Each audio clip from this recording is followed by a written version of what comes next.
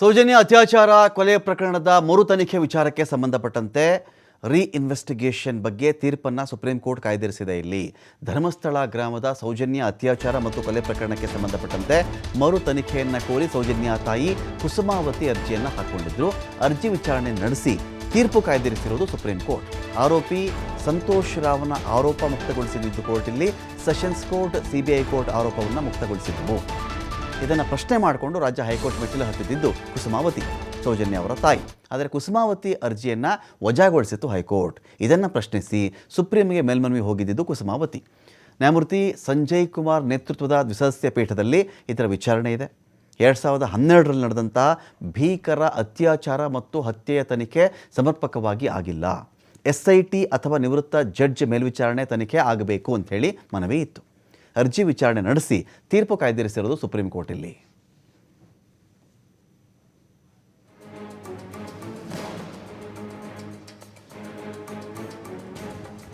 ಇದ್ರ ಬಗ್ಗೆ ಮಾತಾಡಲಿಕ್ಕೆ ಸೌಜನ್ಯ ಪರ ಹೋರಾಟಗಾರರಾಗಿರ್ತಕ್ಕಂಥ ತನುಷ್ ಶೆಟ್ಟಿ ಅವರು ಇದ್ದಾರೆ ನಮ್ಮೊಂದಿಗೆ.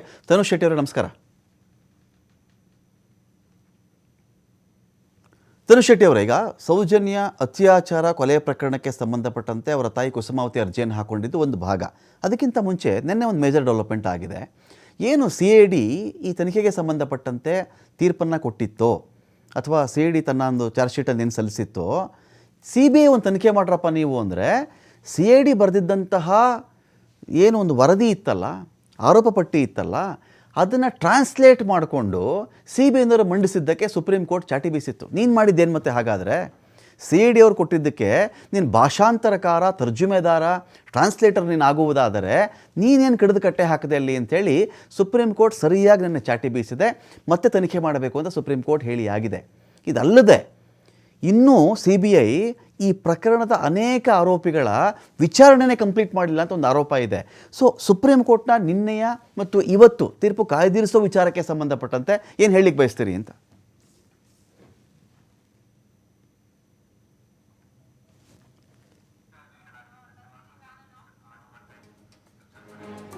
ಸಂಪರ್ಕ ಸಾಧ್ಯವಾಗ್ತಿಲ್ಲ ಸ್ಪಷ್ಟವಾಗಿ ಅವ್ರಿಗೆ. ನೋಡಿ, ಸೌಜನ್ಯ ಅತ್ಯಾಚಾರ ಕೊಲೆ ಪ್ರಕರಣಕ್ಕೆ ಸಂಬಂಧಪಟ್ಟಂತೆ ನಿನ್ನೆ ಸುಪ್ರೀಂ ಕೋರ್ಟ್ ಒಂದು ಚಾಟಿ ಮಹತ್ವದ ವಿಚಾರ ಇದು.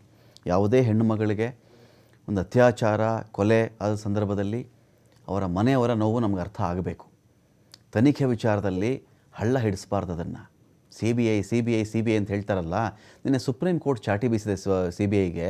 ಅಲ್ಲರಿ, ಅವ್ರು CID ಕೊಟ್ಟ ತೀರ್ಪನ್ನೇ ನೀವು ಯಥಾವತ್ತಾಗಿ ನಕಲು ಮಾಡಿಕೊಂಡು ಅದಕ್ಕೆ ತರ್ಜುಮೆ ಮಾಡಿಕೊಂಡು ಮಂಡಿಸುವುದಾದರೆ ನೀವು ಮಾಡಿದ್ದೇನು ಕೆಲಸ ಇದರಲ್ಲಿ ಅಂತ. CBI ಅಂದ ತಕ್ಷಣ ನಮ್ಮ ದೇಶದಲ್ಲಿ ಏನೋ ಅತ್ಯುನ್ನತವಾಗಿ ಇವರೇನೋ ಮಾಡಿಬಿಡ್ತಾರೆ, ಇವರೇನೋ ಅದ್ಭುತ ಇವರು. ತನುಷ್ ಶೆಟ್ಟಿ, ಇದ್ರ ಬಗ್ಗೆ ಏನು ಹೇಳಲಿಕ್ಕೆ ಬಯಸ್ತಿರ್ತಾವು ಅಂತ? ಹಲೋ, ಅದೇ ಇವಾಗ ನಿನ್ನ ಜಸ್ಟಿಸ್ ಅವ್ರು ಹೇಳಿದ್ದಾರೆ, CBI ಅವ್ರು ಏನ್ ಮಾಡಿದಾರೆ ಅಂತ ಹೇಳಿದ್ರೆ CID ವರದಿ ಇಟ್ಕೊಂಡು ಜಡ್ಜ್ ಸರ್ ಆಕ್ಟ್ ಮಾಡಿದ್ದಾರೆ. ಇವನು ಮಾಡಿಲ್ಲ, ಬಟ್ ಇದನ್ನ ನೀವು ಫಾರ್ವರ್ಡ್ ಇನ್ವೆಸ್ಟಿಗೇಷನ್ ಮಾಡಕ್ ಆಗಲ್ಲ ಅಂತ ಹೇಳಿ ಅವಾಗ ಕ್ಲೀನ್ ಆಗಿ ಕೇಳಿದ್ದಾರೆ, ನೀವು ಯಾರನ್ನಾದ್ರೂ ರಕ್ಷಣೆ ಮಾಡ್ಲಿಕ್ಕೆ ನೋಡ್ತಿದ್ದೀರಾ ಅಂತ ಹೇಳಿ. ಸೊ ನಾವು ಮುಂಚೆಯಿಂದ ನೋಡ್ಬೇಕಾದ್ರೂ ಹಾಗೆ ಇದನ್ನು 3 ತಂಡವ್ರು ಮಾಡಿದ್ದಾರೆ. ಸ್ಟೇಟ್ ಪೊಲೀಸ್ ಅವ್ರು ಮಾಡಿದ್ದಾರೆ, ಅದಾದ ನಂತರ CID ಹೋಗಿದೆ, CBI ಹೋಗಿದೆ. ಆದ್ರೂ ಸಹ ಇವ್ರು ಎಷ್ಟೋ ಕೋಟಿ ಇವಾಗ RTI ಹಾಕ್ಬೇಕಾದ್ರೆ ಎಷ್ಟೋ ಕೋಟಿ ಎಕ್ಸ್ಪೆಂಡಿಚರ್ ಮಾಡಿದ್ದಾರೆ. ರೈಟ್ ಆಗಿ ನಂಗೆ ಎಷ್ಟು ಮಾಡಿದಾರೆ ಅಂತ ಹೇಳಿ ಗೊತ್ತಿಲ್ಲ. But what was outcome? ಅದರಲ್ಲಿ 3 ಜನರ ಹೆಸರು ಹಾಕಿದ್ದಾರೆ, ಅವ್ರದ್ದು ತನಿಖೆನೆ ಮಾಡಲ್ಲ. ಸೌಜನ್ಯ ತಾಯಿ, ಅವರು ವಿಕ್ಟಿಮ್ ಅವರ ಅಮ್ಮ ತಾಯಿ, ಅವ್ರದೇ ಇನ್ವೆಸ್ಟಿಗೇಷನ್ ಮಾಡಲ್ಲ. ಸೊ ವಾಟ್ ವಾಸ್ ಇಷ್ಟು 14 ವರ್ಷದಿಂದ ನಾವು ಏನೆಲ್ಲ ಎಲಿಗೇಷನ್ಸ್ ಹಾಕ್ತಿದ್ವಿ ಅದು ಇವತ್ತು ಸುಪ್ರೀಂ ಕೋರ್ಟಿಗೆ ಬಂದಿದೆ ಮುಂದೆ. ನಾನು ವಿಡಿಯೋ ನೋಡ್ಬೇಕಾದ್ರೆ ನನ್ನ ಕಣ್ಣಲ್ಲಿ ನೀರ್ ಬಂತು. ಲೈಕ್ ಜಸ್ಟಿಸ್ ಅಲ್ಲಿ ಹೀಗೆ ನಡೀತದ, ಇಷ್ಟೆಲ್ಲ ಓಪನ್ ಆಗಿ ಬರ್ತದ ಅಂತ ಹೇಳಿ ನಮ್ಗೆ ನಂಬಿಕೆ ಇರ್ಲಿಲ್ಲ. ಬಟ್ ನಿಜವಾಗ್ಲೂ we are very proud of the judiciary that ಇಂಥ ವಿಷಯ ಎಲ್ಲ ಹೊರಗೆ ಬಂದಿದ್ದು. ಒಂದು 14 years ಕೇಸಿಗೆ ಎವಿಡೆನ್ಸ್ ಇದೆ ಅಂತ ಹೇಳಿ ಗೊತ್ತಿರೋದಕ್ಕೆ ಇನ್ವೆಸ್ಟಿಗೇಷನ್ ಕೊಟ್ಟಿರೋದು. In case if there was no scope of ಯಾವ್ದಾದ್ರು ಇನ್ವೆಸ್ಟಿಗೇಷನ್ ಮೆಟೀರಿಯಲ್ಸ್ ಇಲ್ಲದಿದ್ರೆ ಸುಪ್ರೀಂ ಕೋರ್ಟ್ ಸುಮ್ನೆ ವೇಸ್ಟ್ ಮಾಡ್ತಿರ್ಲಿಲ್ಲ.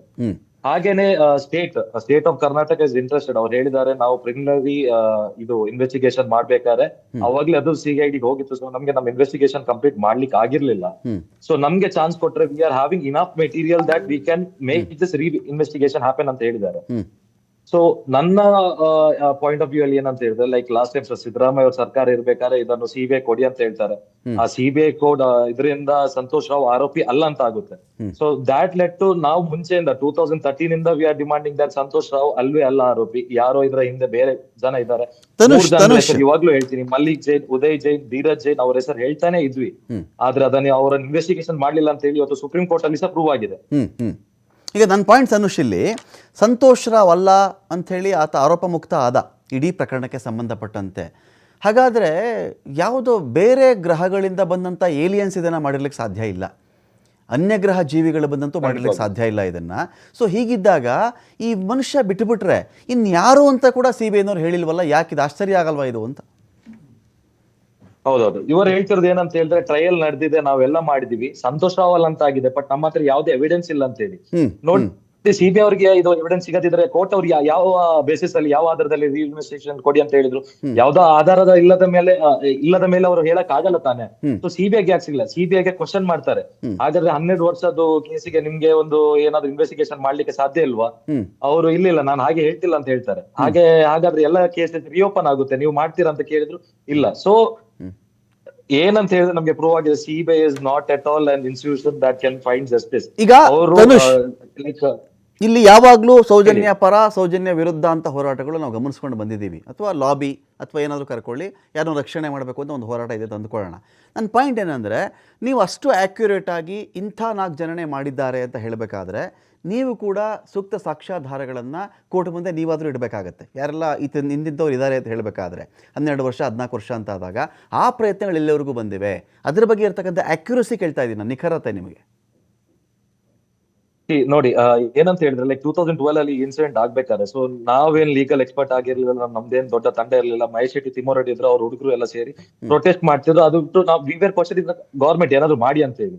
ಬಟ್ ಯಾವಾಗ ಸಂತೋಷ್ ಅವರು ಬಂದಿದ್ದಾನೆ 2023 ಅಲ್ಲಿ ಇಡೀ ಭಾರತ ಗೊತ್ತಾಗಿದೆ ಇಂಥ ಒಂದು ಸೌಜನ್ಯ ಕೇಸ್ ಆಗಿದೆ. ಅದಾದ್ಮೇಲೆ ಸಮೀರ್ MD ಅಂತ ಅವರ ವೈರಲ್ ವಿಡಿಯೋ ಆದ್ಮೇಲೆ every one knows what has happen. So ಅಂತ ಒಂದು ಟೈಮ್ ಅಲ್ಲಿ ಲೈಕ್ ನಮ್ಮ ಹೋರಾಟಕ್ಕೆ ಇನ್ನಾದಷ್ಟು ಜನ ಸೇರ್ತಾರೆ, ಲೈಕ್ ಸೆಲ್ಫ್ಲೆಸ್ ಲಾಯರ್ಸ್ ಸೇರ್ತಾರೆ, ಆಕ್ಟಿವಿಸ್ಟ್ ಸೇರ್ತಾರೆ. ಸೊ ಅವಾಗ ನಾವೆಲ್ಲ ಡಿಸ್ಕಸ್ ಮಾಡಿ ಏನೆಲ್ಲ ಎವಿಡೆನ್ಸಸ್ ಇದೆ. ಸೊ ಅವಾಗ CBI CID ಹೋಗ್ಬೇಕಾದ್ರೆ ನಮ್ಗೆ ಪ್ರೊಟೆಸ್ಟ್ ಮಾಡ್ಲಿಕ್ಕೆ ಆಗ್ತಿರ್ಲಿಲ್ಲ, V couldn't keep our voice also.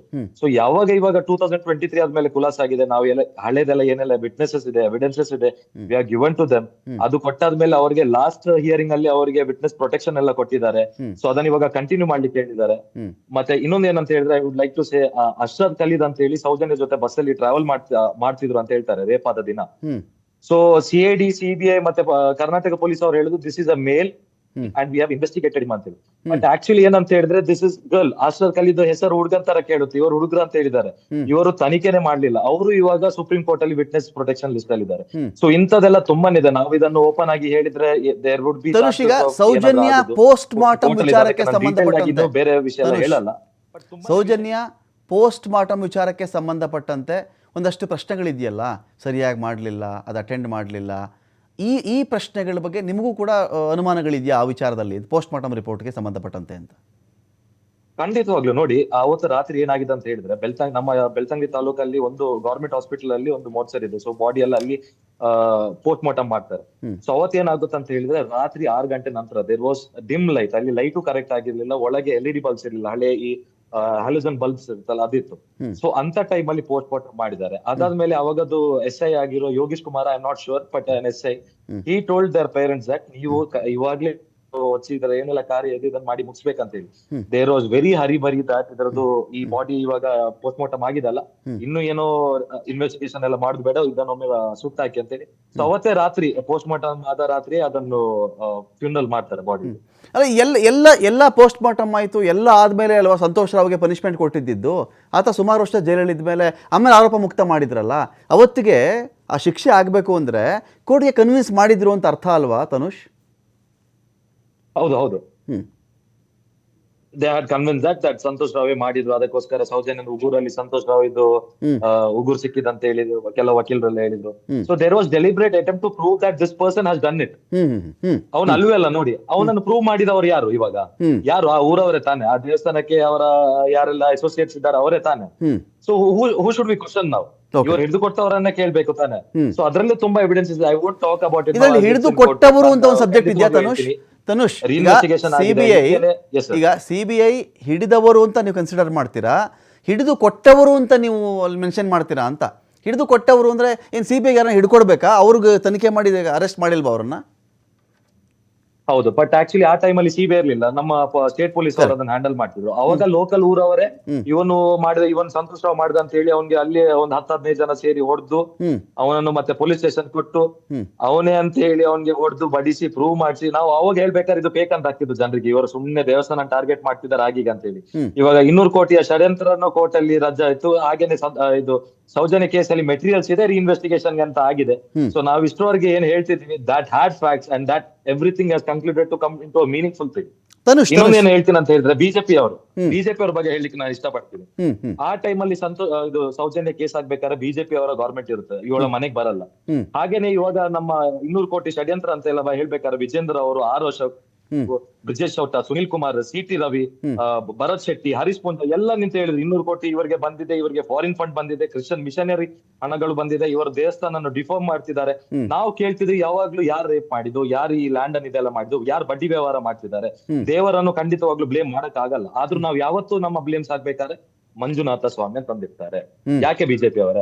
ಹಾಗೇನೆ ಈ ಗಿಳಿಯಾರ್ ಅವರು ಇವರೆಲ್ಲ ಕೆಲವರು ಇದ್ದಾರೆ, ಪೇಡ್ ಇದೆಲ್ಲ ಮಾಡ್ಕೊಂಡು ನಮ್ಮ ಬಡಿ ನರೇಟಿವ್ ಸ್ಪ್ರೆಡ್ ಮಾಡೋರು. ಇವರು ಯಾರ ಜೊತೆ ತಿರ್ಗಾಡ್ದು? ಬಿಜೆಪಿ ಅವ್ರ ಜೊತೆ. ಬಿಜೆಪಿ ಕ್ಯಾಪ್ಟನ್ ಬ್ರಿಜೇಶ್ ಚೌಟ ಅವ್ರ ಜೊತೆ ತಿರ್ಗಾಡುದು, ಅವರ ತಮ್ಮನ ಜೊತೆ ಎಲ್ಲ ಫಂಕ್ಷನ್ಸ್ ಮಾಡುದು, ಮತ್ತೆ ಗುರ್ಮೆ ಸುರೇಶ್ ಅಂತ ಹೇಳಿ ಉಡುಪಿ ಎಂ.ಎಲ್.ಎ ಅವ್ರ ಜೊತೆ ಮಾಡುದು. ಇವರೇ ನಮ್ಮನ್ನು ಅಪೋಸ್ ಮಾಡಿದ್ವಿ ಬಿಜೆಪಿ ಅವರು. ಸೊ ದಿಸ್ ಇಸ್, ನಾನು ಹೇಳ್ತಿದ್ದೀನಿ, ಬಿಜೆಪಿ ಅವ್ರು ಸೇರ್ಕೊಂಡು and there is a system, ಈ ಸಿಸ್ಟಮ್ ಎಲ್ಲ ಸೇರ್ಕೊಂಡು ಒಂದು ಪ್ರೊಟೆಕ್ಟಿವ್ ಪರ್ಸನ್ ಅನ್ನು ಪ್ರೊಟೆಕ್ಟ್ ಮಾಡ್ತಾರೆ. ಅದನ್ನು ಜಡ್ಜ್ ಅವ್ರು ಸಹ ನಿನ್ನೆ ಮೆನ್ಷನ್ ಮಾಡಿದ್ದಾರೆ ಸುಪ್ರೀಂ ಕೋರ್ಟ್ ಅಲ್ಲಿ. You are trying to save someone. ಒಬ್ಬನನ್ನು 6 ವರ್ಷ 3 ತಿಂಗಳು ಜೈಲಲ್ಲಿ ಇಟ್ಟು you are trying to prove someone that they have not done things ಅಂತ. ಇನ್ನೊಂದು ತನುಷ್, ಇನ್ನೊಂದು ಕ್ವಶನ್.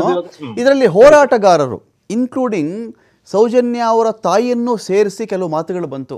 ಇವರೆಲ್ಲ ಸೌಜನ್ಯ ತೀರ್ಕೊಂಡಾಗ ಇವರ ಆರ್ಥಿಕ ಸ್ಥಿತಿಗತಿಗಳು ಹೇಗಿದ್ವು, ಸೌಜನ್ಯ ಹೋರಾಟ ಅಂತ ಮಾಡಿಕೊಂಡು ಬಿಲ್ಡಿಂಗ್ಗಳ ಮೇಲೆ ಬಿಲ್ಡಿಂಗ್ ಕಟ್ಟಿ ಜಮೀನ್ ಮೇಲೆ ಜಮೀನ್ ಮಾಡಿಕೊಂಡು ಇವರೆಲ್ಲ ರಿಚ್ ಆಗಿಬಿಟ್ರು ಅಂತ ಹೇಳಿ, ಇದೆಷ್ಟು ಮಟ್ಟಿಗೆ ನಿಜ ತನುಷ್? ನಾನೊಂದು ಹೇಳ್ತೀನಿ, ಭಾರತ ದೇಶದಲ್ಲಿ ಎಲ್ಲರೂ ಬಡವರು ಇರ್ಬೇಕಂತ ಏನಿಲ್ಲ, ಮತ್ತೆ ರೇಪ್ ಆಗುದು ಬರೀ ಬಡವರ ಮಕ್ಕಳು ಅಂತ ಹೇಳಿ ಏನು ರೂಲ್ಸ್ ಇಲ್ಲ. ಸೌಜನ್ಯ ಅವರ family from beginning they are ಅವರ ಆನ್ಸೆಸ್ಟರ್ಸ್, ಲೈಕ್ ಅವ್ರ ಅಜ್ಜ ಇದಾರಲ್ಲ, ಅವರ ಅಜ್ಜಯಿಂದ ಕಾಲದಿಂದ ಅವರ ಹತ್ರ ಧರ್ಮಸ್ಥಳದಲ್ಲಿ ಅಂಗಡಿ ಇದೆ. ಗೊತ್ತಿರುವ ಹಾಗೆ Dharmasthala is very like temple town ಅಂತಾನೆ ಹೇಳ್ತೀವಿ, ಅಲ್ಲಿ ತುಂಬಾ ಜನ ಟೂರಿಸ್ಟ್ ಎಲ್ಲ ಬರುತ್ತೆ. ಸೊ ಏನಾಯ್ತು ಅಂತ ಹೇಳಿ, ಸೌಜನ್ಯ ಕೇಸ ಆಗೋ ಟೈಮ್ ಅಲ್ಲಿ ಇವರು ಧರ್ಮಸ್ಥಳದ್ದು ರೆಂಟೆಡ್ ಇದ್ರಲ್ಲಿ ಒಂದು ಅಂಗಡಿ ಇರುತ್ತೆ ನೇತ್ರಾವತಿಯಲ್ಲಿ, ಅದನ್ನು ಫೋರ್ಸ್ಫುಲಿ ಇವರು ಅಂಗಡಿ ತೆಗಿಬೇಕಂತ ಹೇಳಿ ಬಾಡಿಗೆ ಜಾಸ್ತಿ ಮಾಡಿದ್ರು, ಆಪ್ಷನ್ ಜಾಸ್ತಿ ಮಾಡಿದ್ರು.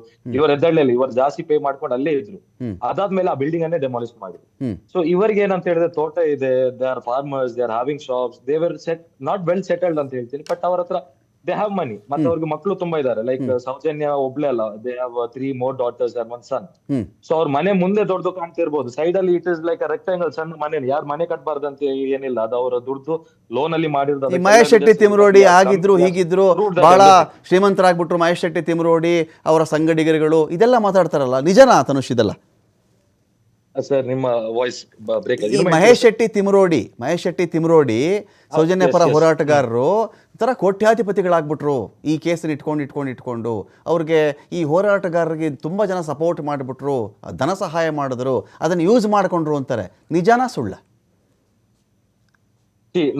One thing I like to clarify. ನೋಡಿ, ನಾನು ಮಹೇಶ್ ಶೆಟ್ಟಿ ತಿಮ್ಮರೋಡಿ ಅವರ ಅಣ್ಣನ ಮಗ. ಐ ನೋ, ಲೈಕ್ ನಾನು ಸಣ್ಣದಿಂದ ಅಲ್ಲಿವರೆಗೆ I have seen what is this like. ಅವ್ರಿಗೆ ಏನಂತ ಫಂಡಿಂಗ್ಸ್ ಬಂದಿಲ್ಲ ಅಂತ ಹೇಳಲ್ಲ, ಏನ್ ಲಕ್ಷ ಕೋಟಿಯಲ್ಲಿ ಏನ್ ಬಂದಿಲ್ಲ ಸರ್.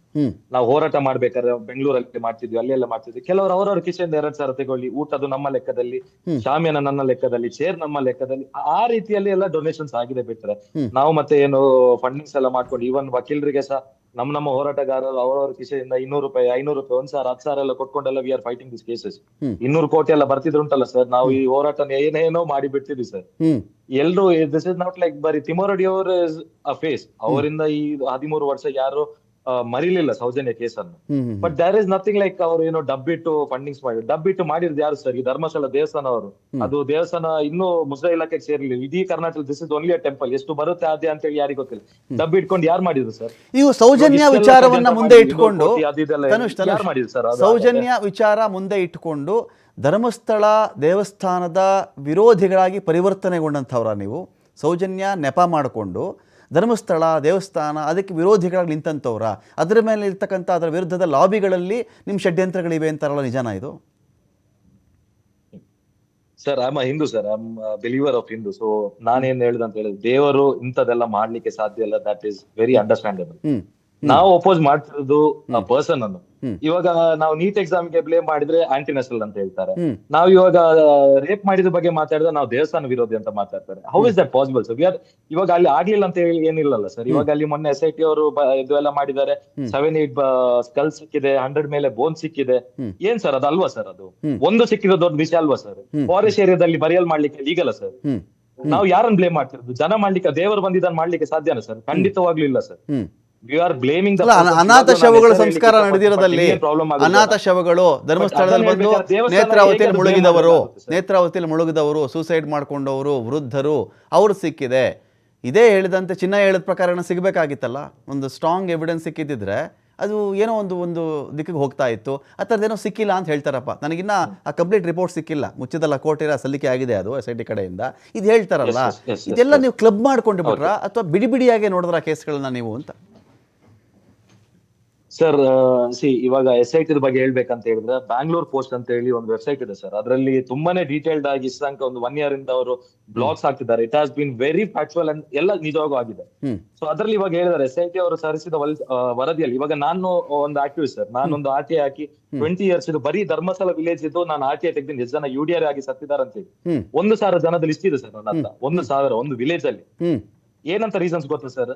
ಇವರು ಜಾರಿ ಬಿದ್ದು ಇವರಿಗೆ ಸತ್ತೋಗಿರೋದಂತೆ, ಜೀವನದಲ್ಲಿ ಜಿಗುಪ್ಸೆ ಬಂದು ಇವರು ನೀರ್ಗೆ ಹಾಕಿ ಸತ್ತಿರೋದಂತೆ. ಅದನ್ನ ಹೇಗ್ ಫೈಂಡ್ ಮಾಡ್ತಾರೆ ಸರ್ ಪೊಲೀಸ್ ಅವರು? ಜೀವನದಲ್ಲಿ ಜಿಗುಪ್ಸೆ ಬಂದು ಸತ್ತೋಗಿದಾನಂತ ಹೇಳಿ. ಸೊ ಅಂತದೆಲ್ಲ ಹಾಕಿ ಮುಚ್ಚಾಕಿದ್ದಾರೆ. ಹಾಗೇನೆ ಇವಾಗ SIT ಅವರ ವರದಿಯಲ್ಲಿ ಏನಿದೆ ಅಂತ ಹೇಳಿದ್ರೆ, 1,500 UDR ಕೇಸಸ್ ಇದೆ. ಪಂಚಾಯತ್ ಮತ್ತೆ ಸ್ಟೇಷನ್ ಅಲ್ಲಿ ಮ್ಯಾಚ್ ಆಗ್ತಿಲ್ಲ. ಪಂಚಾಯತ್ ಅಲ್ಲಿ ಒಂದು ಕೇಸ್ ಇದ್ರೆ ಸ್ಟೇಷನ್ ಅಲ್ಲಿ ಇಲ್ಲ, ಸ್ಟೇಷನ್ ಅಲ್ಲಿ ಕೇಸ್ ಇದ್ರೆ ಪಂಚಾಯತ್ ಅಲ್ಲಿ ಇಲ್ಲ. ಸೊ ಇಂಥದೆಲ್ಲ ತುಂಬಾನೇ ನಡೆದಿದೆ ಇಲ್ಲಿ. ಬರೀ ನಾವು ಹೇಳುದು ಬರೀ ಮೋಕ್ಷ ಗೀಕ್ಷಾಗೆ ಬಂದು ಸತ್ತಿರ್ಬೋದು, ಇಲ್ಲ ಅಂತ ಹೇಳಲ್ಲ. But there has been happening some ಬೇಡದ ಆಕ್ಟಿವಿಟೀಸ್ ಆಗಿದೆ ಅಲ್ಲಿ ಅಂತ ಹೇಳಿ ಫೈಂಡಿಂಗ್ಸ್ ಇದೆ.